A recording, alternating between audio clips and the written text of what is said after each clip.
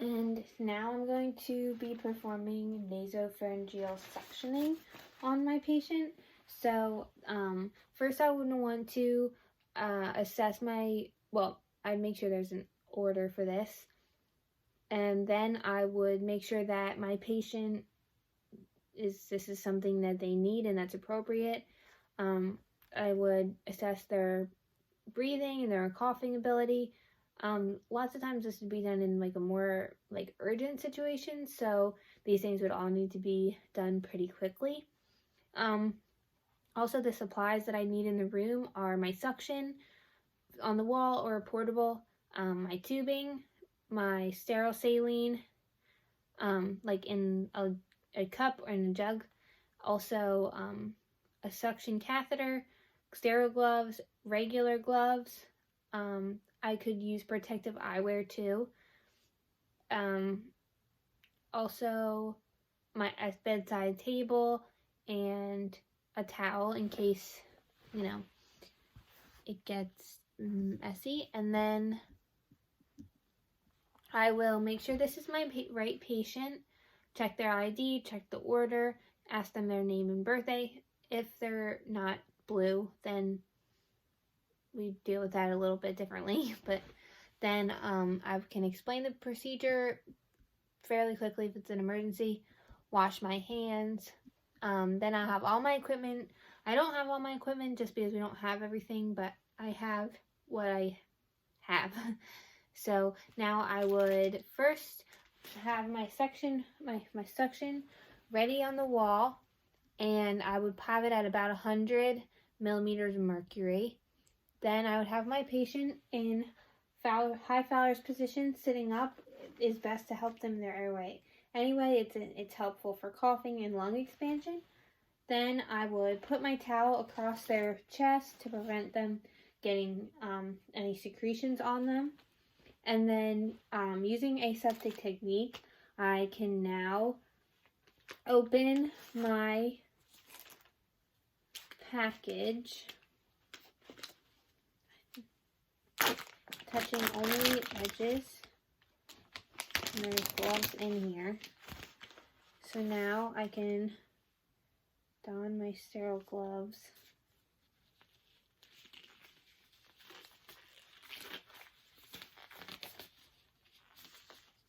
Only touching the outside and the other glove. Okay, so now that that's that, my water is set up.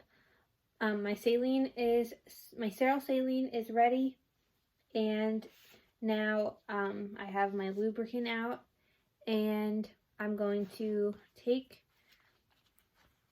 my catheter out. I might take my my basin out here and put some sterile saline inside, and then remove this and lubricate the end of the catheter. And then once I've touched the saline into the basin, then this hand is no longer sterile. So this is the hand that's going to be controlling my suction canister, the suction. So now that I'm going to lubricate the tip and raise them up so they're up in high Fowler's, and this is my hand going to create suction. This hand is still sterile. This is already connected to my suction. That can be done because this hand is not sterile.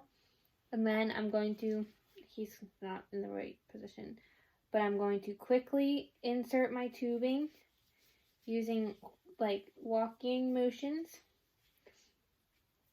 And then I'm going to hold my thumb down and suction on the way out, doing this no more than 10 seconds. And then I can repeat this up to 3 times, leaving 30 seconds in between. At this time, I should ask my patient to cough. And I didn't mention that I should have tested my suction with the sterile saline, and also I can clear my suction, clear my tubing with the sterile saline that's in the basin here. So I want to make sure that my patient's tolerating this procedure well, and that they are not blue, and if there needs to be more intervention, and that means that they need some type of like mechanical airway, or I need to call rapid response, then I would do that. But if the suctioning is working, then that's great.